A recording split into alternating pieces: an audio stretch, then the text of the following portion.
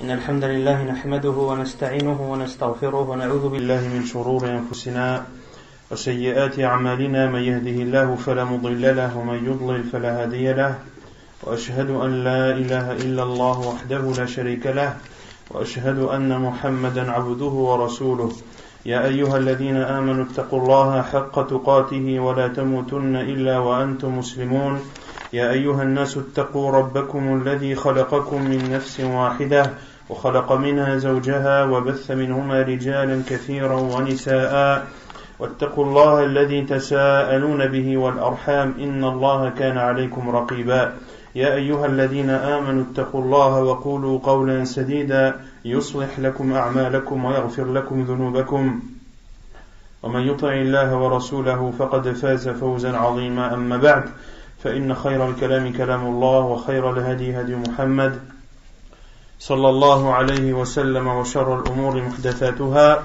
وكل محدثة بدعة وكل بدعة ضلالة وكل ضلالة في النار. Toujours dans le livre Al-Wajih, c'est Fiqh Sunnati wal Kitab al-Aziz. La semaine dernière, on avait traité du chapitre de Al-Aqiqa.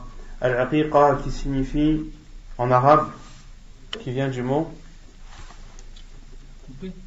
Aqr, qui veut dire couper, trancher. D'où Uquq al-Walidain, comme on avait vu, le fait de couper les liens de parenté avec ses proches. Et elle a été appelée Aqiqa car, et en islam, que signifie l'Aqiqa, avant de dire le pourquoi? Donc là, c'est la langue arabe, c'est le fait de couper, de trancher. Et en islam, que signifie l'Aqiqa?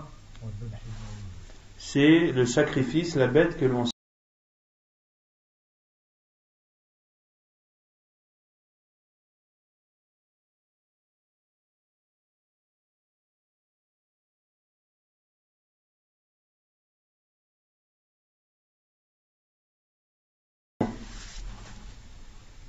Quel est le jugement de l'Aqiqa?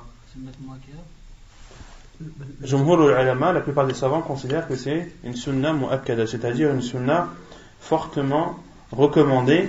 Et l'auteur du livre, Cheikh Abdul Adim ibn Badawi, considère lui que c'est une obligation.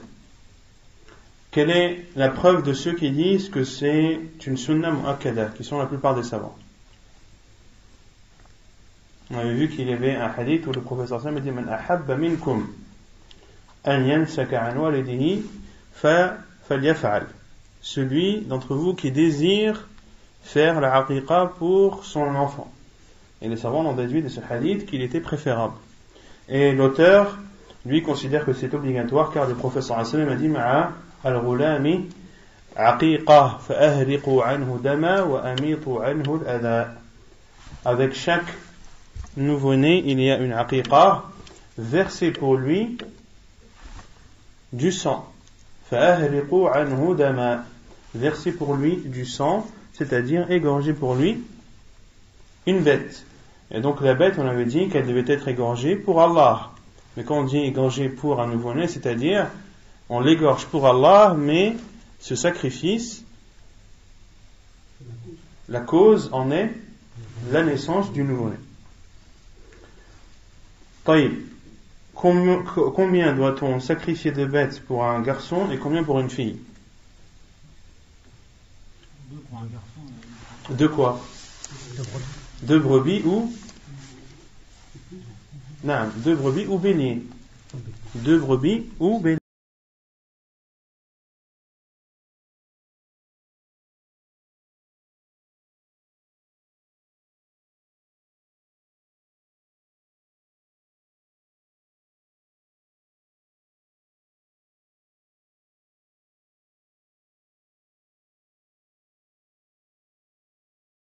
Dans l'aspect extérieur, dans le poids et dans la catégorie. Dans le poids et dans la catégorie. Ensuite, on a parlé du moment dans lequel l'aqiqa doit avoir lieu. Donc l'aqiqa signifie le sacrifice et non pas le repas que l'on prépare et auquel on invite les gens. Ça, ce n'est pas l'aqiqa. L'aqiqa, c'est la bête que tu sacrifies. Donc l'aqiqa, à quel moment dois-tu la sacrifier? 7e jour après la naissance. Naam. Fadbahu lahu, comme a dit le Prophète, tudbahu anhu yawm as-sabi'. Elle doit être égorgée pour lui le 7e jour. Et on avait dit que le 7e jour, c'était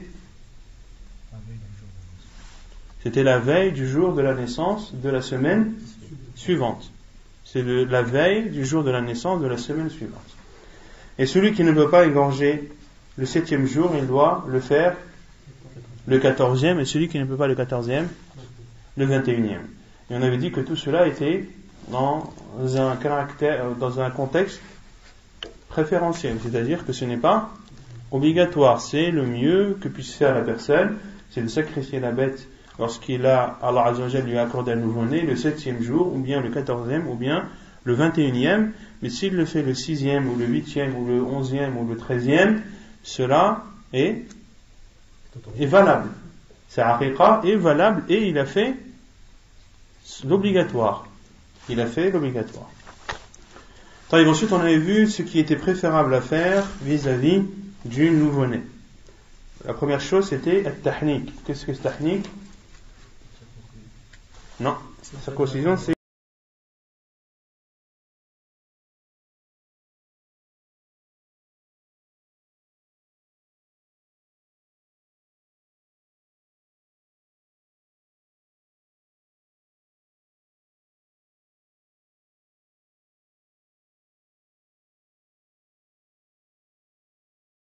disent que c'est propre au prophète sallallahu alayhi wa sallam, d'autres disent que c'est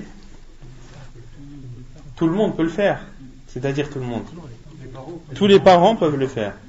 Tous les parents peuvent le faire, et le khilaf a lieu à savoir pourquoi est-ce qu'au temps du prophète sallallahu alayhi wa sallam l'on apportait les nouveau-nés au prophète sallallahu alayhi wa sallam. Ceux qui disent que la technique est propre au prophète sallallahu alayhi wa sallam disent qu'à parmi les causes qui poussaient les gens à amener leur nouveau-né au prophète sallallahu alayhi wa sallam, c'était de profiter de la bénédiction du prophète sallallahu alayhi wa sallam en général, mais de la bénédiction de sa salive en particulier. Et les autres savants disent non. Elle n'est parmi les arguments également de ces savants qui disent que c'est propre au prophète sallallahu alayhi wa sallam. Ils disent qu'à at-tahnik n'a été rapporté de personne d'autre que du prophète sallallahu alayhi wa sallam. Il n'a pas été rapporté que des compagnons l'aient fait. Et les autres savants disent non. Les compagnons du prophète sallallahu alayhi wa sallam apportaient le nouveau-né au prophète sallallahu alayhi wa sallam afin de profiter de sa bénédiction en général et non pas de la bénédiction de sa salive en particulier. Allahu a'lam. Les deux avis sont forts, Allahu a'lam. Cheikh Al-Albani dit que ce n'est pas propre au prophète sallallahu alayhi wa sallam. Et on avait dit que Cheikh Al-Uthaymin, lui, était de l'avis contraire, à savoir que c'était propre au prophète sallallahu alayhi wa sallam. Ensuite, on avait vu également qu'il fallait le 7e jour raser la tête du nouveau-né et de donner en aumône l'équivalent du poids en argent.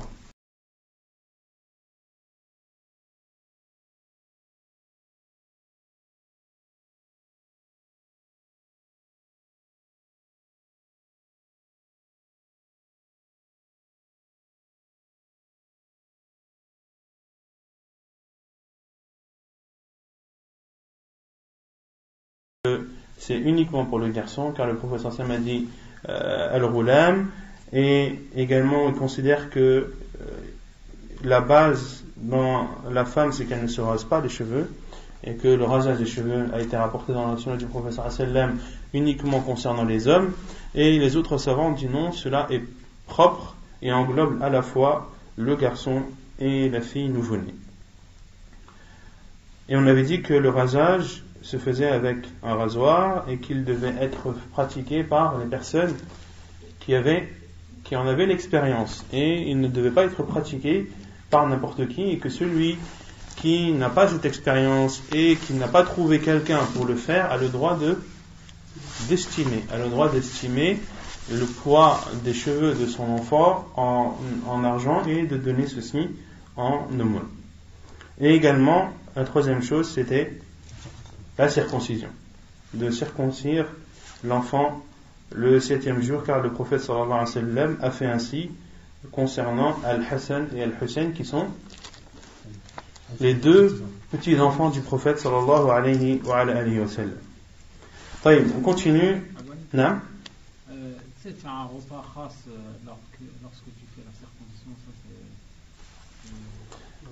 c'est... Et le fait de faire un repas pour la circoncision, si c'est une tradition et que cela n'est pas considéré comme une sunna, n'est pas considéré comme un acte méritoire, il n'y a aucun dalil sur cela dans la sunna du prophète sallallahu alayhi wa sallam. Donc tout dépend avec quelle intention tu le fais.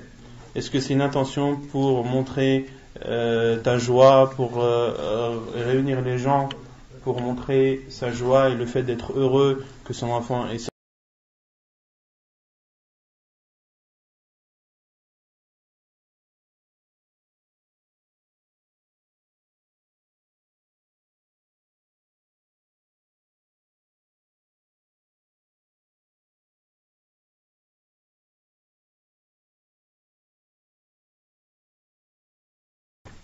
طيب, Kitab al-Wasiyya.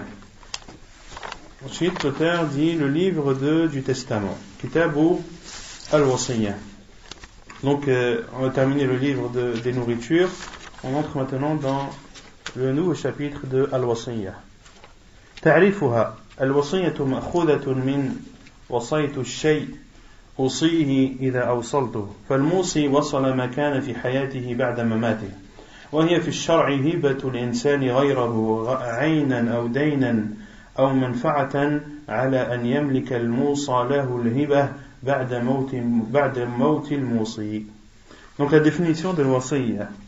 Al-wasiyyatu est issue de wasaytu shay usihi ida awsaltu, dans le fait de faire suivre quelque chose. En langue arabe, c'est le fait de faire suivre quelque chose.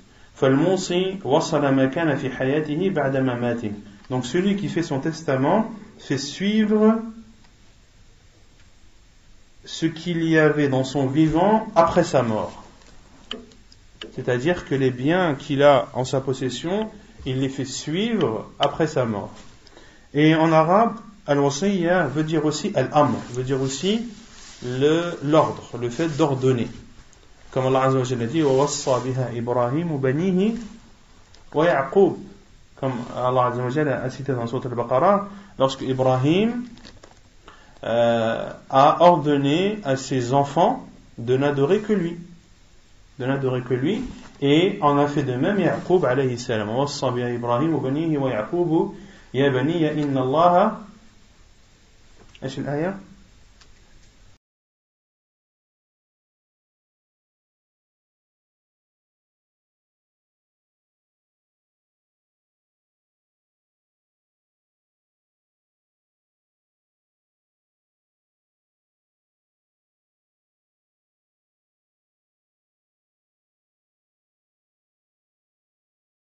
ordonné à ses enfants ainsi que Ya'qub qu'Allah a choisi pour vous la religion. فَلَا تَمُوتُنَّ إِلَّا وَأَنْتُمْ مُسْلِمُونَ. Ne mourrez donc qu'en étant que musulmans. طيب. Et en islam, la définition de al-wasiyya, c'est-à-dire du testament, hibatul insani ghayrahu, c'est-à-dire c'est le don d'une personne à une autre. Le don de quoi? Aynan ou daynan ou manfa'atan. Aynan, c'est-à-dire quelque chose.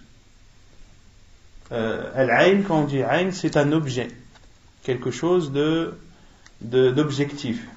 Al-ayn, ça peut être par exemple de l'argent, ça peut être une maison, quelque chose d'existant. Ou daynan, ou bien une dette. Exemple, comment faire rentrer une dette dans un testament?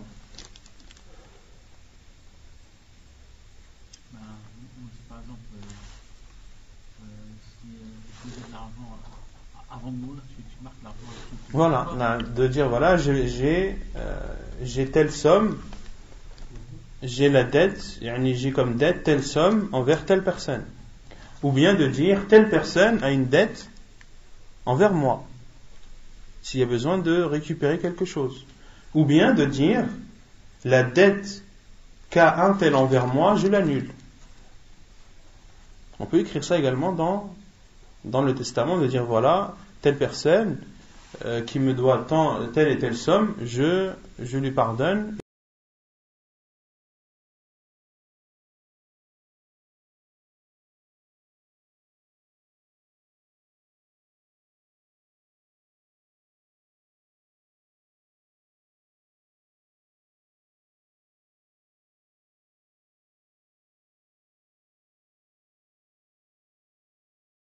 Permet à un tel d'habiter mon appartement qui se situe à telle adresse. Si le défunt a un bien, a un appartement par exemple à tel endroit, il autorise un tel d'y habiter. Il ne lui donne pas l'appartement, mais il lui permet d'y loger. Donc là, c'est un service et ce n'est pas un... Donc là, c'est la différence entre al-ayn et al-manfa'a. Al-ayn, c'est de donner la chose en elle-même, et al-manfa'a, c'est de profiter de cette chose.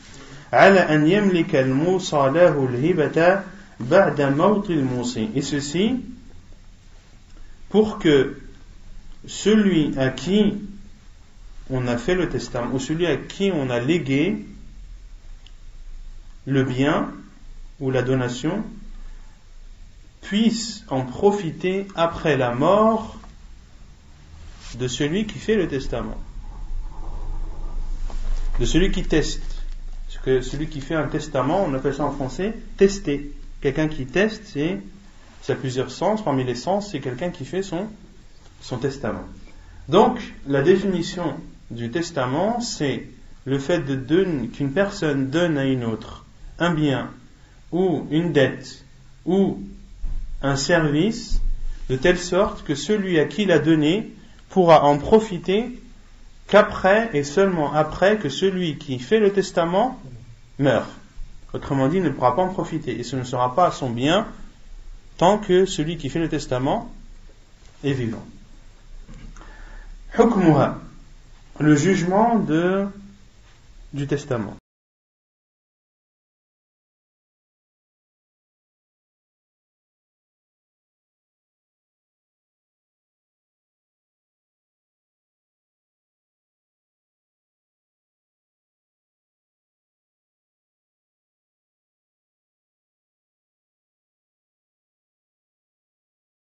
بالمعروف حقا على المتقين.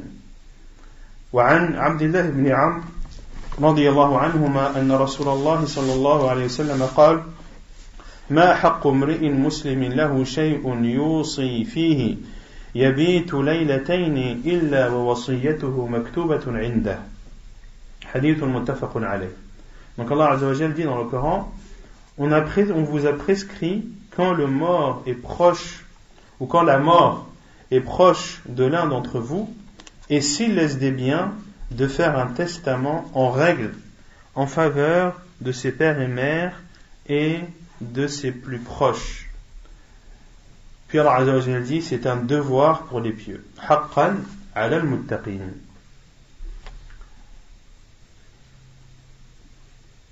Donc ce verset-là de Surat al-Baqarah, Allah Azza wa Jalla dit, on vous a prescrit kutiba alaykum, c'est-à-dire c'est une obligation, comme Allah Azza wa Jalla dit, kutiba alaykum as-siyam, le jeûne vous a été prescrit. Il vous a été prescrit lorsque la mort atteint l'un d'entre vous ou est proche de l'un d'entre vous, in taraka khayra, et s'il laisse des biens, c'est-à-dire que pour faire le testament, il faut avoir des biens à léguer. Donc celui qui n'a pas de biens, est-ce que le testament est obligatoire pour lui? Non.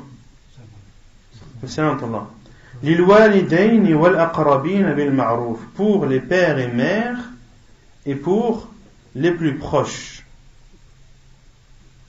Donc ici, le testament a été prescrit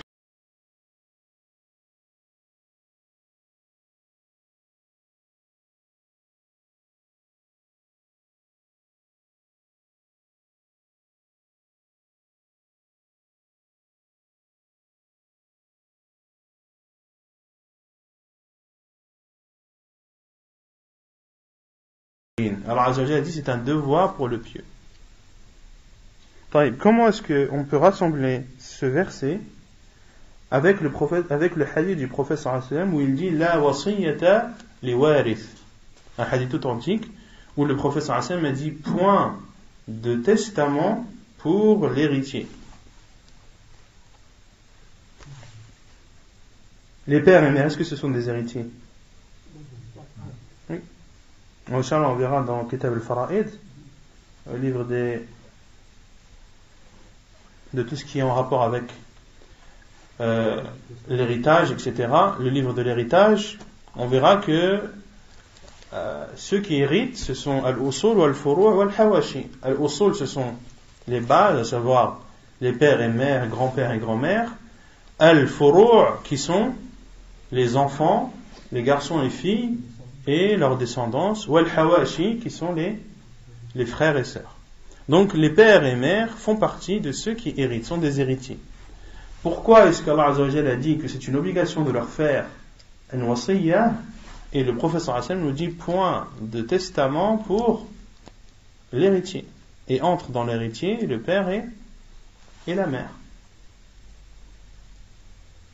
Qui connaît la réponse?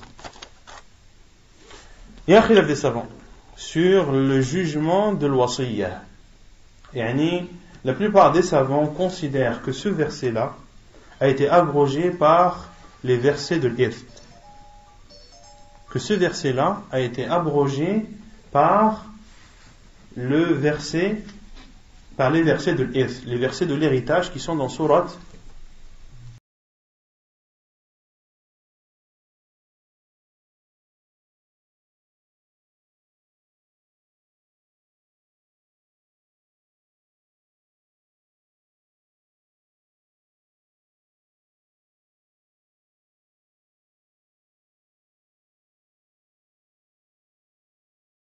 Ce verset-là n'est pas abrogé, et que une personne ou des parents, où l'on peut faire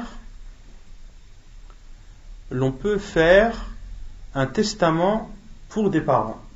Dans quel cas?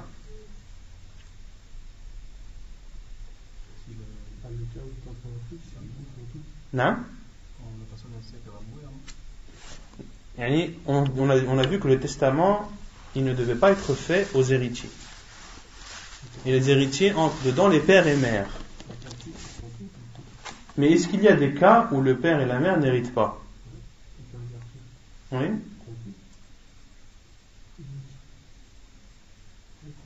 Non, on parle du père et de la mère qui héritent. Non, pourquoi? S'ils ont un garçon, ils n'héritent pas? Bien sûr. Il y a un cas où les pères et mères n'héritent pas lorsque ce sont des parents non musulmans. Car il y a, on verra dans l'héritage, parmi les choses qui interdisent l'héritage, c'est la différence de religion. Le musulman n'hérite pas du non-musulman. Et le non-musulman n'hérite pas du musulman. D'accord? Donc, des parents non musulmans n'hériteront pas de leurs fils musulmans.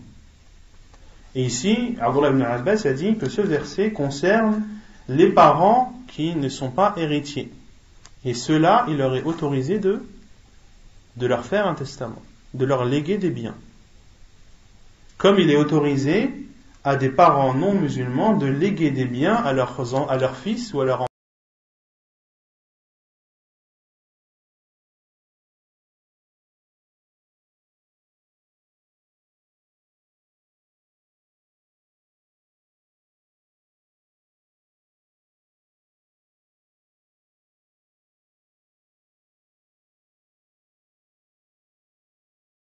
C'est-à-dire les pères et mères et les proches, c'est-à-dire ceux qui ne sont pas héritiers, ceux qui ne sont pas considérés comme héritiers.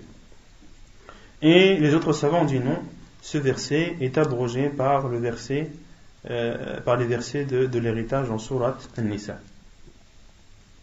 Est-ce que c'est clair ou pas? C'est clair?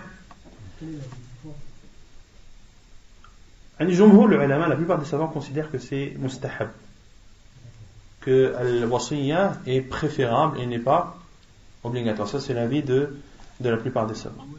Non. Il y a une différence entre l'héritage et le testament. Non. Une personne, tu as le droit de léguer un bien à quelqu'un qui n'est pas ton héritier. Autrement dit, si par exemple un Français converti nous dit voilà, mon père est décédé ou mes parents sont décédés, ils m'ont laissé tant et tant en héritage. Est-ce que j'ai le droit de profiter de cet héritage? On leur dit non. On dit non, un musulman n'hérite pas d'un non-musulman. Et s'il nous dit oui, mais mon père a fait un testament dans lequel il me donne tel et tel bien. Là, on lui dit oui, tu as le droit de le prendre car c'est une wasiyya, c'est quelque chose, un bien que ton père t'a légué à travers un testament. Là, tu as le droit. Donc le testament c'est écrit, l'héritage c'est. L'héritage, ce sont des parts qu'Allah Azza wa Jalla a déjà préfixées. D'accord? Et al-wasiyya, comme on le verra, c'est un bien que tu lègues à des personnes qui ne sont pas héritières. Pourquoi est-ce que tu n'as pas le droit de donner, de faire un testament ou de léguer?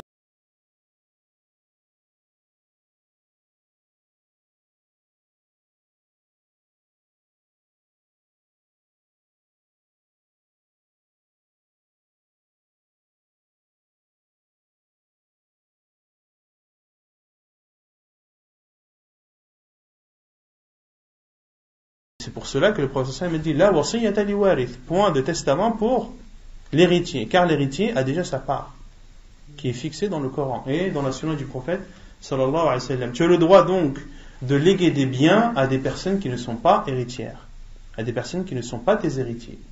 Et la condition dans al-wasiyya, c'est que tu n'as pas le droit de léguer plus que le tiers de tes biens.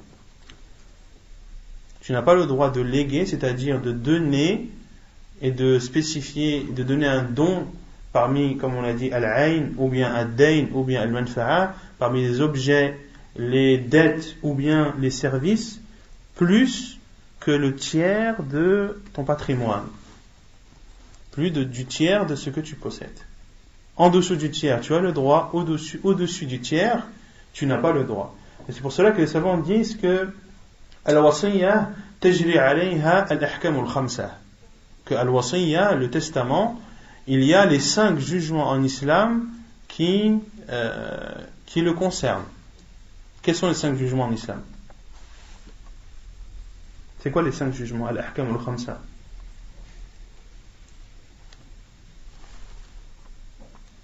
C'est quoi les 5 jugements en islam? Comme cela. Il y a l'interdit, il y a l'obligatoire, il y a al-mustahab, le recommandé, il y a al-makruh, qui est le détestable, et il y a al-mubah. Ce sont les 5 jugements en islam. Tout acte ne sort pas de ces 5 jugements. Tout acte est soit obligatoire, soit interdit, soit déconseillé.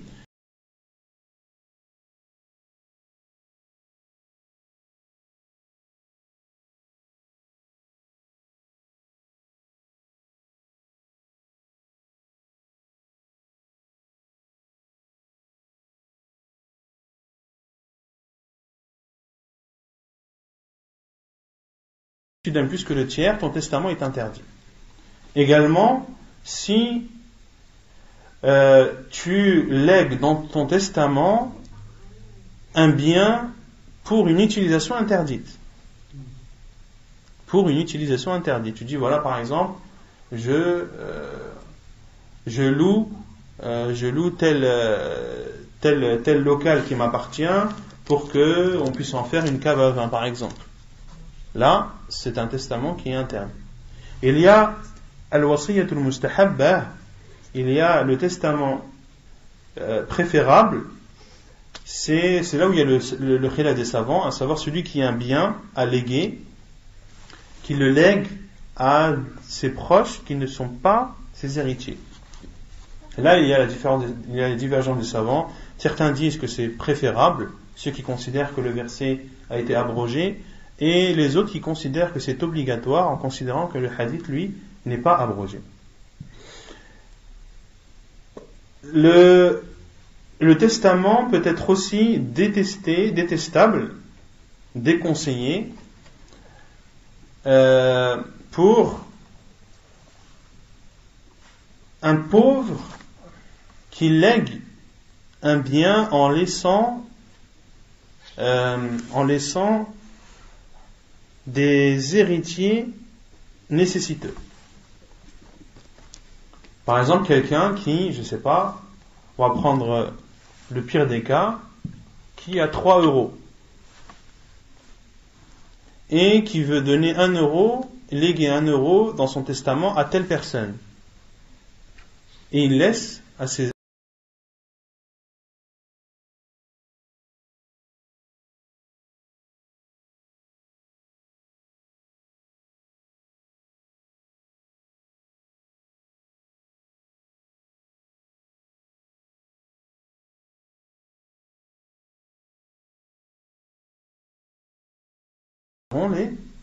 les 2 euros au lieu de 3. Donc c'est un exemple extrême que j'ai donné, mais ça peut être 1000 euros, ça peut être 10 000 euros, etc.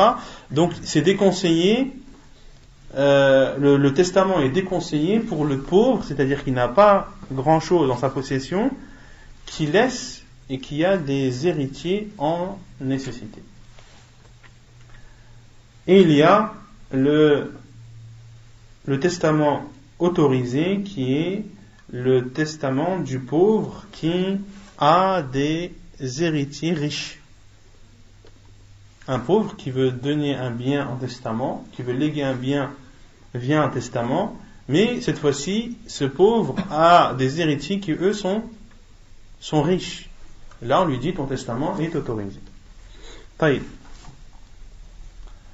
Et selon Abdullah ibn Amr, radiyallahu anhuma, il dit, le prophète sallallahu alayhi wa sallam a dit, ما حق امرئ مسلم له شيء يوصي فيه يبيت ليلتين إلا ووصيته مكتوبة عنده. C'est-à-dire que la personne musulmane qui a lahu shay'un yusi fihi, qui a quelque chose à léguer, il n'appartient pas à un musulman qui a quelque chose à léguer de rester 2 nuits sans que son testament ne soit écrit auprès de lui. Sans que son testament ne soit écrit auprès de lui.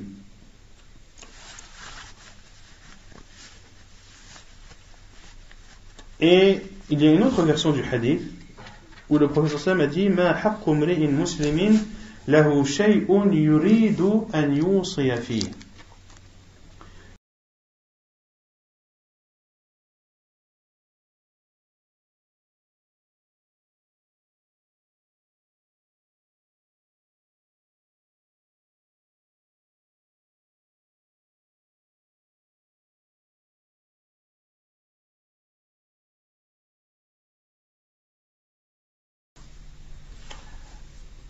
Nous dit qu'un musulman qui a quelque chose, donc al-wasiyya, on parle d'obligation ou de recommander pour quelque chose qui a un bien, quelqu'un qui a un bien,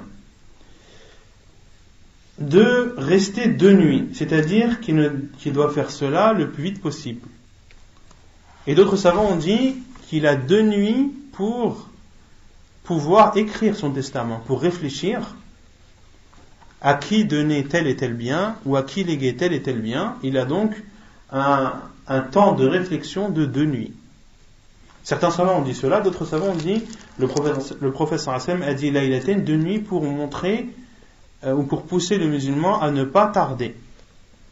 Et d'autres savants ont dit non, c'est 2 nuits, c'est-à-dire il a 2 nuits pour réfléchir. Il a 2 jours pour réfléchir, à savoir les biens qu'il a en sa possession, à qui il veut les léguer, à telle ou telle personne. Illa wa wasiyatuhu maktubatun 'inda, sans que son testament ne soit écrit auprès de lui. Donc dans ce hadith, on en déduit premièrement que l'islam nous encourage à faire les choses dès que possible et à ne pas les retarder.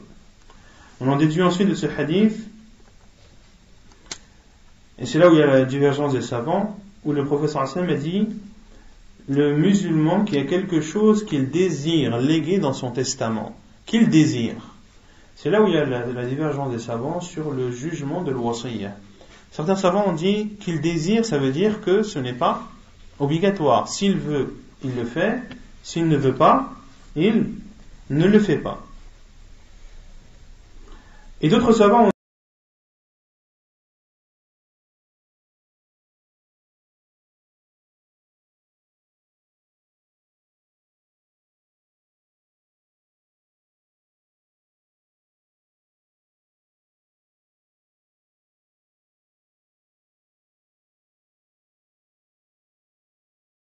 أن تصلي فتوضأ.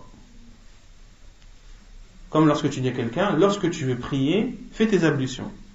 Est-ce que ça veut dire que la prière n'est pas obligatoire? Ou est-ce que ça veut dire lorsque tu désires prier? Vous avez compris ou pas? Et c'est là où les savants ont dit, le prophète sallam a dit yuridu an yusifi, et qu'il y a quelque chose qu'il désire léguer dans son testament. Ici les savants disent que la volonté revient à l'acte et non pas au jugement de celui-ci. D'accord? Comme le fait de dire, lorsque tu veux prier, fais tes ablutions. Ça veut dire que lorsque tu as l'envie de prier, ou lorsque tu désires faire ta prière qui, à la base, est obligatoire, alors fais tes ablutions. Ça ne veut pas dire, lorsque tu veux prier, c'est-à-dire, si tu veux, tu pries, si tu veux, tu ne pries pas. Donc là, c'est la divergence des savants sur ce hadith. Ensuite, de ce hadith, on en déduit également qu'il est autorisé de prendre en compte l'écriture d'une personne lorsque celle-ci est vérifiée. Donc, on prend en islam en compte les choses qu'une personne écrite lorsque son écriture est authentifiée. Également, on en déduit de ce hadith que l'écriture doit être authentifiée, c'est-à-dire soit l'écriture ne fait l'ombre d'aucun doute, c'est-à-dire que c'est l'écriture de celui qui est mort et ça ne peut pas être l'écriture de quelqu'un d'autre, ou bien, et c'est ce que les savants conseillent, d'officialiser le testament, c'est-à-dire de le légaliser auprès des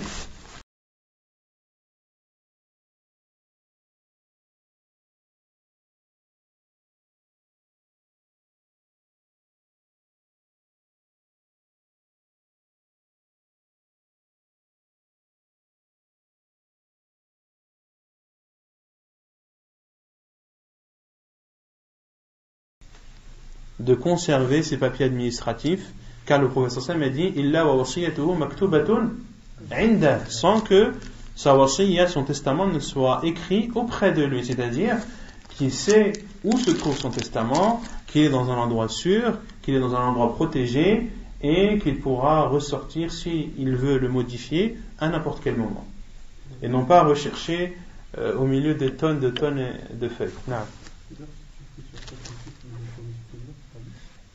Si tu peux. Non, si tu l'authentifies. Et si c'est écrit par ordinateur, là on ne peut pas authentifier ton écriture. Donc tu dois l'officialiser auprès des autorités. Tu ne peux pas changer tous les 2 jours. Comment? Ouais. Si. Ouais. Quand tu fais un testament, tu l'imprimes, tu l'officialises auprès d'un notaire. Rien ne t'interdit de venir une semaine après et de modifier. Et de le réofficialiser ensuite.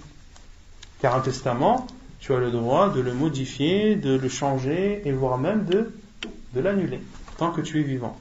Et tant que, les savants disent, tant que l'âme n'a pas atteint al-hulqum, n'a pas atteint la gorge. Donc al-wasiyya, le testament, parmi ses particularités, c'est que la personne a le droit de le changer, de le modifier, voire de l'annuler à tout moment. Donc si dans ton testament tu as écrit que tu donnais tel et tel bien à telle personne, et que 1 an plus tard et 2 ans plus tard, tu préfères le donner à une autre, tu as le droit de le changer et de léguer cette chose non plus à la première personne, mais à la seconde. طيب مقدار المال الذي تستحب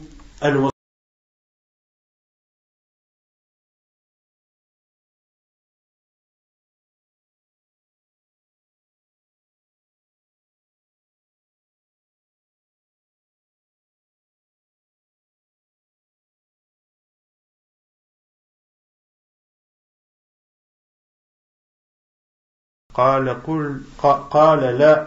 قلت فالشطر؟ قال لا. قلت الثلث؟ قال فالثلث والثلث كثير. إنك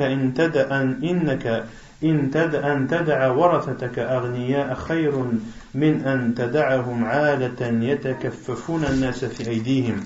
وإنك مهما أنفقت من نفقة فإنها صدقة حتى اللقمة التي ترفعها إلى في امرأتك، وعسى الله أن يرفعك فينتفع بك ناس ويضر بك آخرون ولم يكن له يومئذ إلا ابنه. حديث متفق عليه. Donc la quantité de biens ou d'argent qu'il est préférable de léguer dans son testament. Selon Sa'd ibn Abi Waqqas, qui était Sa'd ibn Abi Waqqas? L'un des 10 promis au paradis. L'un des 10 promis au paradis, radiyallahu anhu. Il dit, le prophète sallallahu alayhi wa sallam est venu me rendre visite lorsque j'étais à Mecca, à la Mecque, وهو يكره أن يموت بالأرض التي هاجر منها. Et il déteste mourir dans la terre de laquelle il a émigré. Donc Sa'd ibn Abi Waqqas dit que le prophète sallallahu alayhi wa sallam est venu lui rendre visite à la Mecque, et ceci c'était après Al-Hajjah, Hajjat al-Wada', au moment de Hajjat al-Wada', où Sa'd ibn Abi Waqqas était malade. Et le prophète sallallahu alayhi wa sallam, ayant appris la maladie de Sa'd ibn Abi Waqqas, est parti lui rendre visite. Et dans le hadith, Sa'd ibn Abi Waqqas dit وَهُوَ يَكْرَهُ أَنْ يَمُوتَ بِالْأَرْضِ الَّتِي هَاجَرَ مِنْهَا. Et lui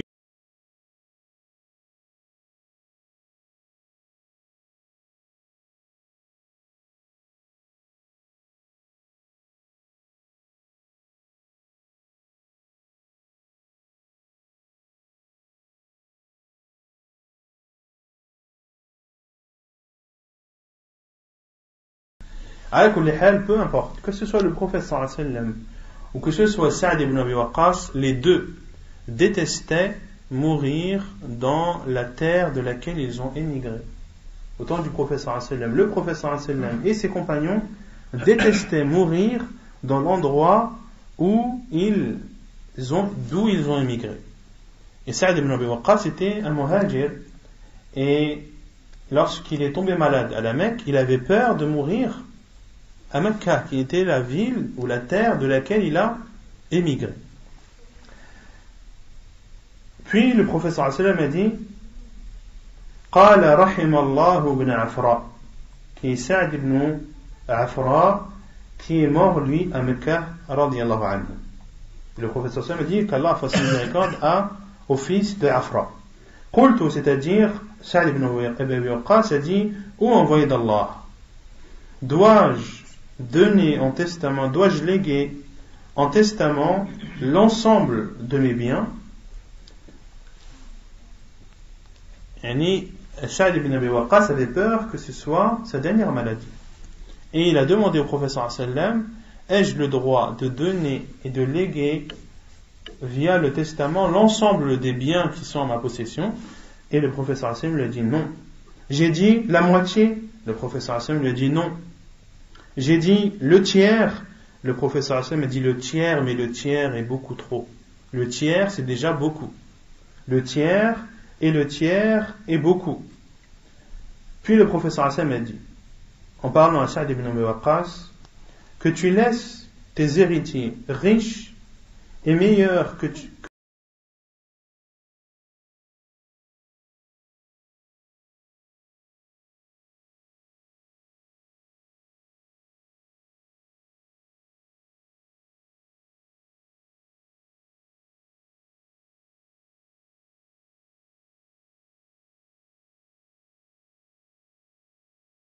est meilleur que de les laisser pauvres et qu'ils tendent la main aux gens, c'est-à-dire en mendiant.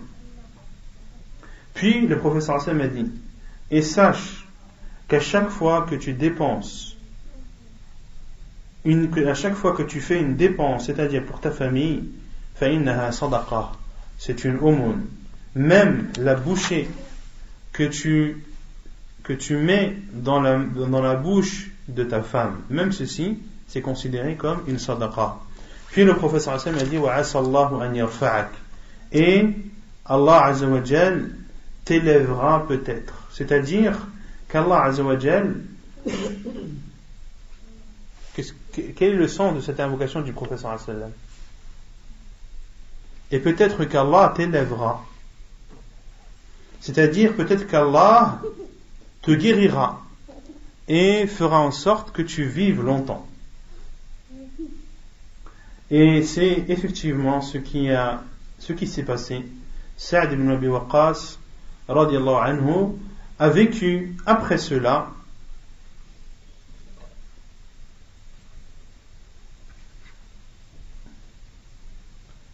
plus de 40 années.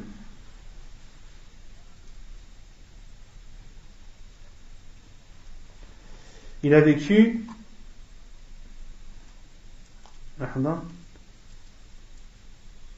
il est mort radiyallahu anhu, il est mort l'année 55 de l'Hégire. Sa'd ibn Abi Waqqas est mort l'année 55 de l'Hégire. Et on a dit qu'il était malade quand? L'année de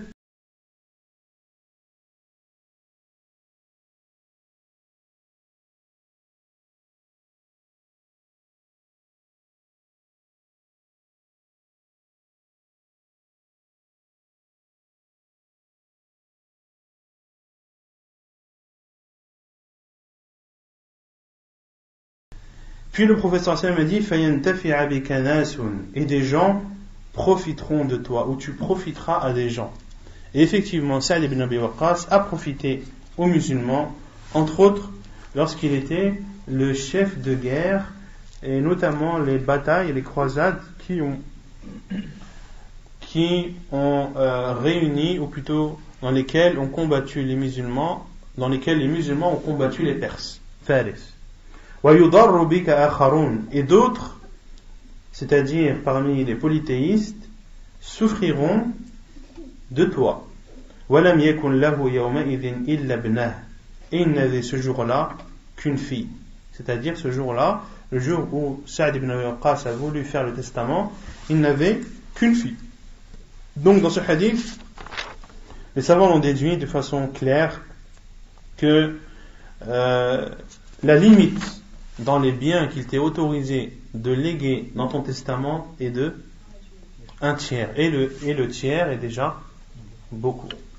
Et c'est pour cela que Abu Bakr radiallahu anhu ordonnait les gens de donner le cinquième. Ordonnait les gens de donner le cinquième de ses biens. Et il disait car c'est la part d'Allah subhanahu wa ta'ala dans le butin. وَاعْلَمُوا أَنَّمَا غَنِمْتُم مِّن شَيْءٍ فَأَنَّ لِلَّهِ خُمُسَهُ. Et sachez que lorsque vous acquérez des butins, le cinquième revient à Allah. لِلَّهِ خُمُسَهُ وَلِلرَّسُولِ وَلِذِي الْقُرْبَى.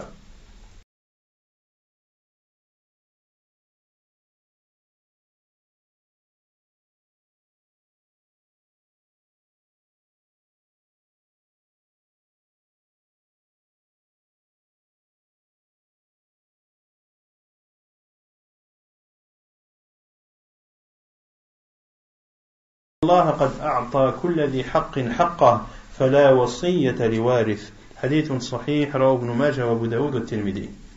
Selon Abu Umama al-Bahili, il dit: j'ai entendu l'envoyé d'Allah sallallahu alayhi wa sallam dire dans son discours de l'année du pèlerinage d'adieu, Allah a donné à chacun son droit.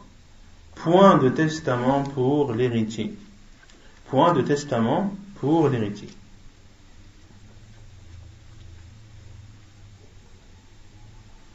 Le hadith est clair? طيب. Est-ce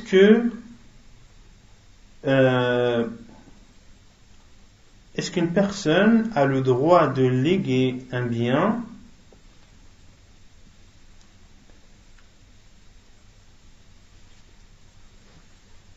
à un héritier s'il a l'accord des autres?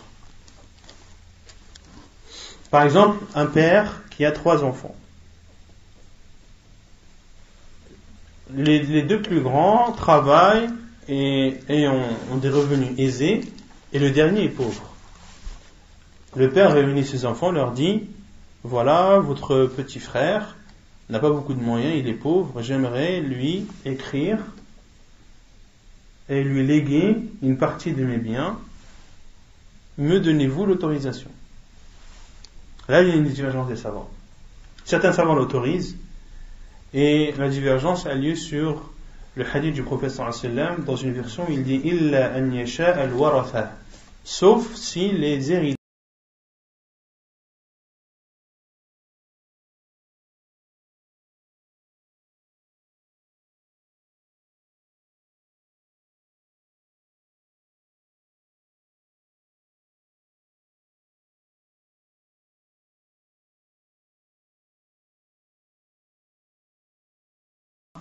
da'af le hadith.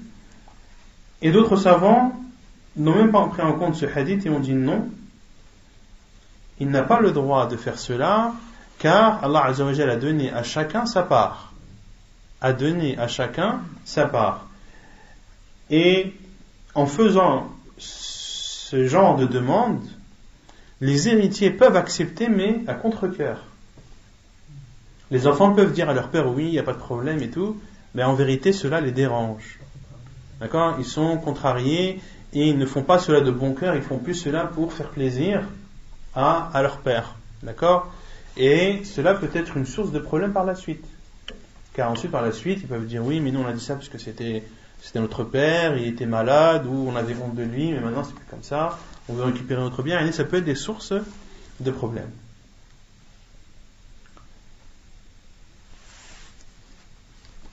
Et les savants ont dit également ce qu'ils interdisent, et c'est Wallahu a'lam l'avis le plus sûr. Ils disent: ce n'est pas autorisé. Pourquoi? Parce que, comme on l'a vu, le bien, quand est-ce qu'il devient propriété de la personne? Le bien qui est légué dans le testament. Après la mort. Et ici, un père qui fait une telle demande à ses enfants, il leur demande de se prononcer sur quelque chose qui ne leur appartient pas encore. Qui ne leur appartient pas encore. D'accord? Et ces choses, les biens leur appartiendront qu'une fois leur père décédé. Donc, on ne peut pas prendre en compte la parole de quelqu'un qui se prononce sur quelque chose qui, à la base, ne lui appartient pas.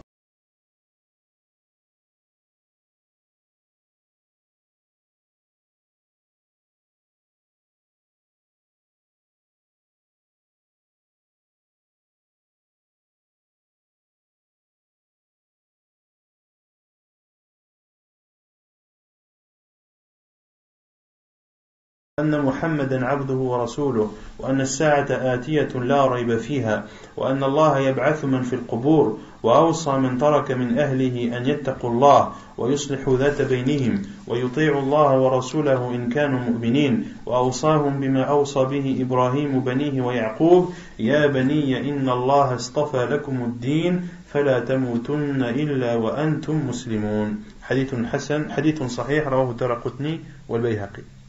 Donc selon Anas radiyallahu anhu, il dit: ils écrivaient dans leur testament, et ensuite il va citer. Qui écrivait? Hein? Les compagnons du prophète sallallahu alayhi wa sallam. Kanu, c'est-à-dire les compagnons du prophète sallallahu alayhi wa sallam, écrivaient dans leur testament ce qui suit. Bismillahirrahmanirrahim. Au nom d'Allah, le tout miséricordieux, le très miséricordieux. Ceci est ce que teste un tel fils d'un tel. Là, c'est qui s'adresse? Qui parle? Le testeur, celui qui fait le testament. Donc, ceci est ce que teste un tel fils d'un tel. Yashhadu an la ilaha illallah. Il atteste qu'il n'y a de vraie divinité, qui ne mérite d'être adoré qu'Allah, seul, sans ne rien de lui associer. Et que Muhammad est son prophète et envoyé, et son esclave et envoyé, et que l'heure arrivera, point de doute dans cela, et qu'Allah ressuscitera ce qu'il y a dans les tombes, et je conseille à ceux que je laisse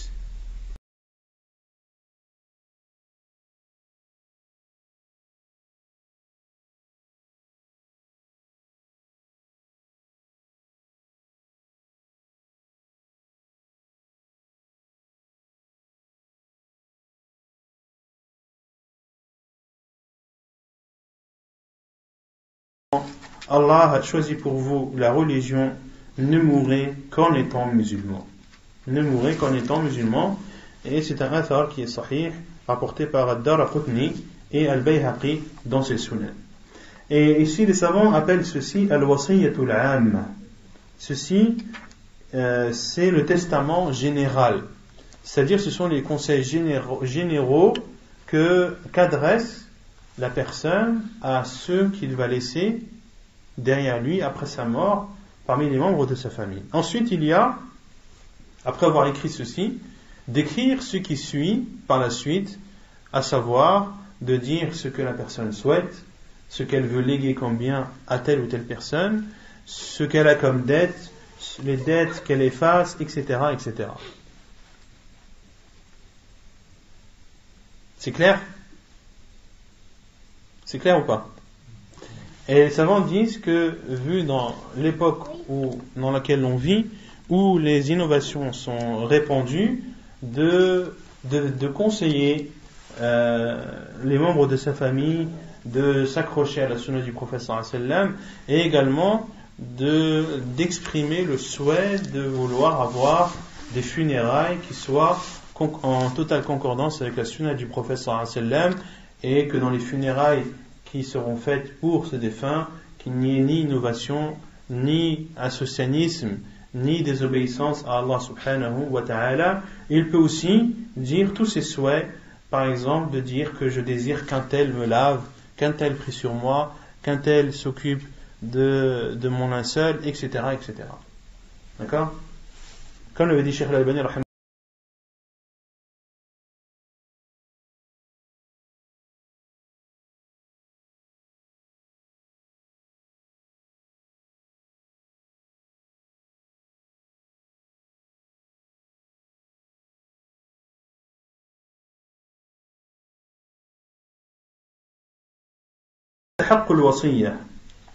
quand est-ce que le testament est applicable?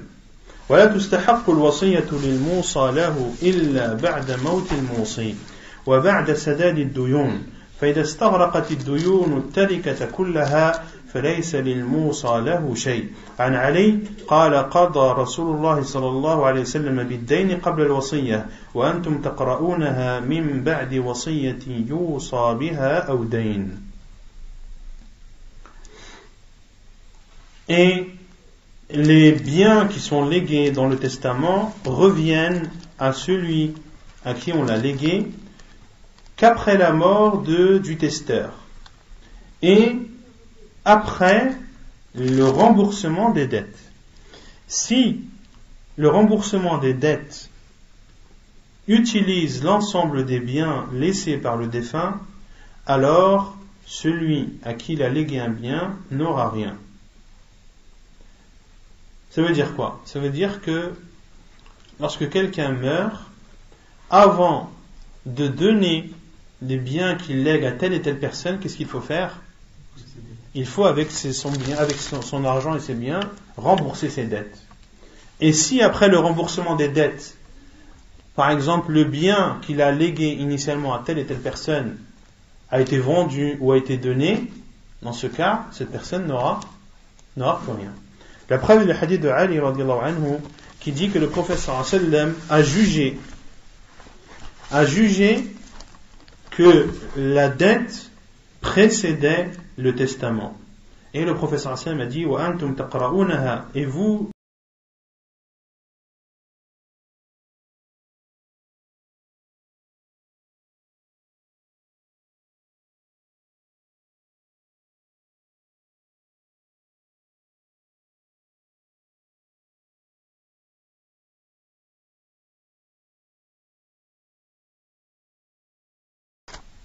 les dettes précèdent également précède l'héritage.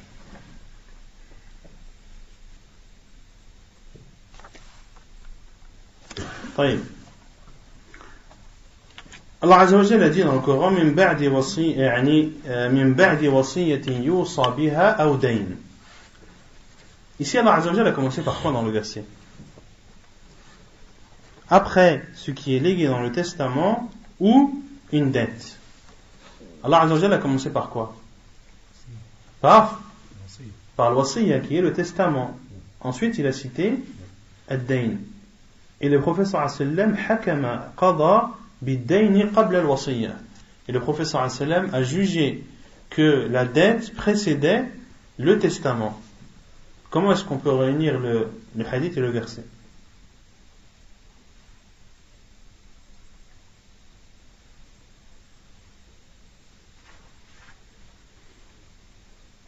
Comment est-ce qu'on peut le réunir? Dans ton testament, il y a une dette. Oui, mais cela implique que tu appliques le testament avant de rembourser les dettes. Dans la lecture du testament. Mais dans le testament, il n'y a pas que les dettes.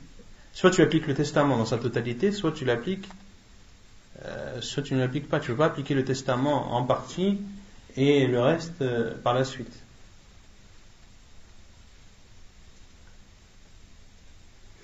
Et les savants ont dit, là on voit la science de ces savants, les savants disent pourquoi Allah Azza wa Jalla a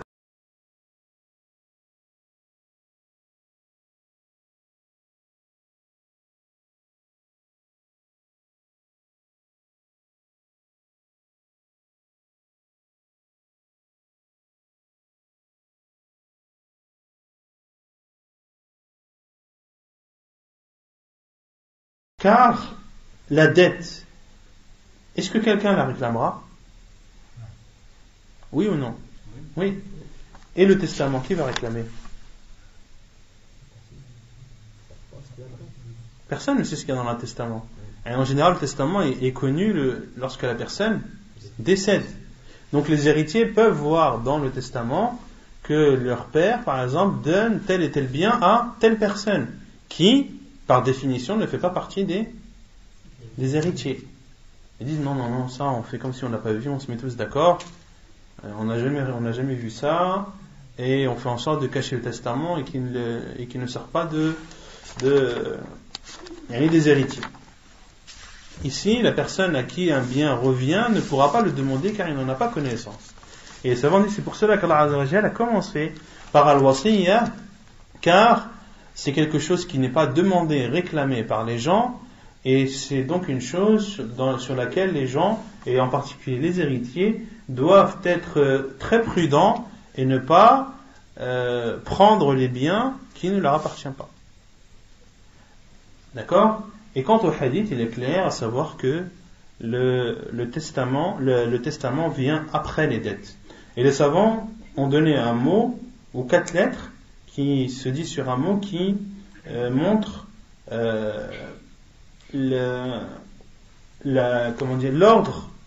l'ordre de priorité des biens du défunt. Ils disent, et cet ordre est réuni dans le mot tadoumu, dans les 4 lettres tadoumu, ta, dal, waw et mim. Ta qui veut dire tajniz, à savoir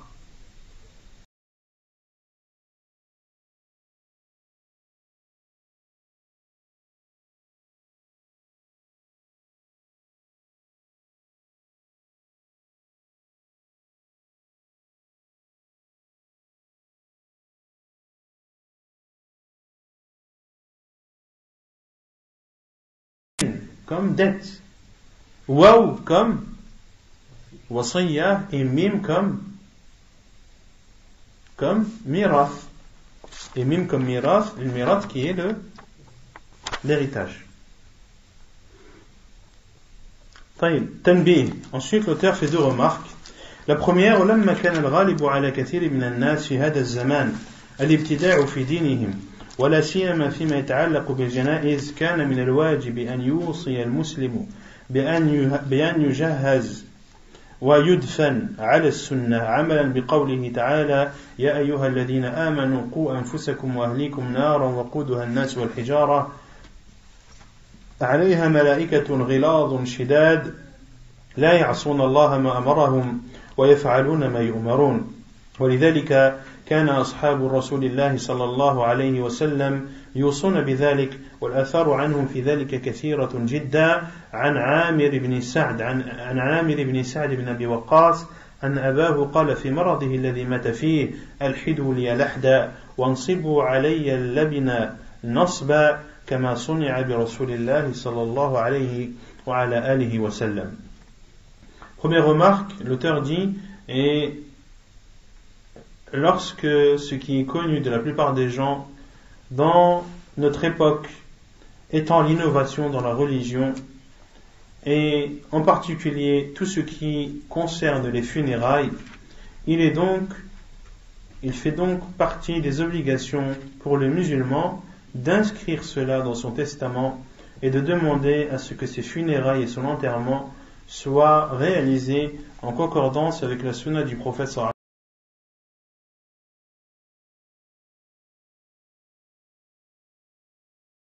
personnes et vos familles d'un feu dont le combustible seront les hommes et les pierres.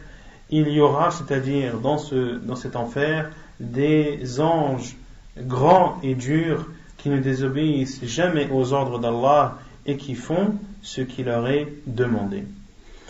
Et c'est pour cela que les compagnons du prophète sallallahu alayhi wa sallam inscrivaient cela dans leur testament. Et les athars à ce sujet sont nombreux, parmi eux la parole selon Amir ibn Sa'd ibn Abi Waqqas que son père a dit dans la maladie qui a précédé sa mort, Al-Hidou liya lahda, faites ou entrez-moi dans Al-Lahd. Qu'est-ce que Al-Lahd? En Kitab al-Janaïz, on avait vu Al-Lahd. Il y a Al-Shaq ou Al-Lahd. Al-Shaq, c'est le fait de creuser la tombe en faisant un trou. Et Al-Lahd, c'est de creuser le trou et d'en creuser un autre sur le côté. D'accord? C'est ça, Al-Lahd. Et le père de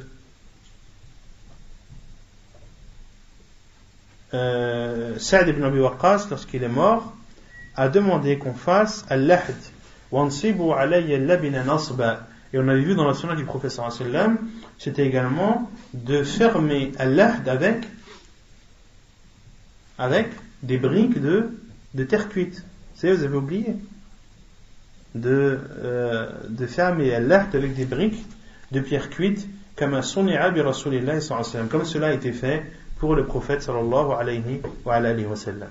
Et la deuxième remarque, l'auteur dit إذا كان لرجل فرع وارث مات في حياته فإن عليه أن يوصي لأولاد هذا الفرع بمثل ما كان يستحقه الميت أو بشيء من ماله في حدود الثلث والثلث كثير فإن مات ولم يوصي لأولاد ولده فإنهم يعطون قدر ما كان يجب عليه أن يوصى به لأن هذا دين عليه فإن مات ولم يكتبه لم يضع هذا الدين وعلى هذا العمل في المحاكم اليوم. Et deuxième remarque, lorsqu'un homme a des enfants héritiers qui sont morts durant son vivant, c'est-à-dire durant le vivant de leur père, فإن عليه, il doit alors inscrire dans son testament les أولاد هذا الفرع, à ses petits-enfants, c'est-à-dire les enfants de son fils ou de sa fille qui est décédé. ما كان يستحقه الميت, ce que devait percevoir le mort, c'est-à-dire l'enfant s'il était vivant jusqu'à la mort de son père. أو بشيء من ماله, ou de donner une partie de son argent dans la limite du tiers, et le tiers est beaucoup.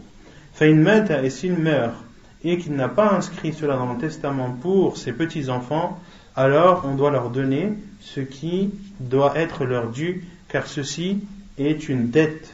Et s'il meurt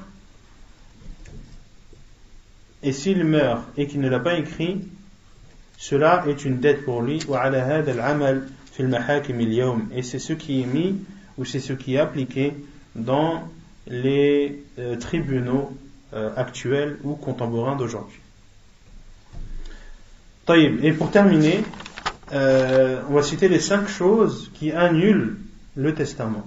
Il y a 5 choses qui annulent le testament. La première chose, biruju' al-musi, c'est la rétraction du testeur, c'est-à-dire la rétraction de celui qui écrit le testament. La rétraction, c'est-à-dire qu'il change, qu'il veut changer ou annuler. Il a tous les droits de modifier, d'annuler, d'ajuster, de remodeler. Il a tous les droits concernant le testament qu'il écrit. La rétractation là. Et ceci, tant que l'âme n'atteint pas al-hulqum, tant que l'âme n'atteint pas la gorge, ou comme l'a dit le professeur sallam, ma lam yugharghir. Ma lam yugharghir. Pourquoi? Car le repentir de celui dont l'âme a atteint la gorge n'est pas accepté. Il n'est pas accepté, il ne peut plus retourner et ses actes ne sont plus comptés pour lui. Deuxièmement, lorsque celui à qui tu lègues décède avant celui qui lègue, avant le testeur. Donc le testeur écrit et lègue un bien à une personne, mais cette personne meurt avant celui qui a écrit le testament. Là, cette chose qu'il a léguée est annulée. Troisièmement, lorsque celui à qui on a légué le bien tue le testeur. Ici, le testament est annulé, c'est-à-dire que la personne, une personne peut très bien savoir qu'un tel lui a légué tel et tel bien dans son testament. Et il désire le tuer pour pouvoir le récupérer le plus vite possible. Il ne peut plus attendre qu'un tel meure pour que ce soit son bien. Il le tue. Et les savants disent qu'il n'a pas le bien, qu'il le tue amdan ou khata'an, qu'il le tue volontairement ou involontairement. Qu'il le tue volontairement ou involontairement, on ne lui donne pas la chose qui lui a été léguée.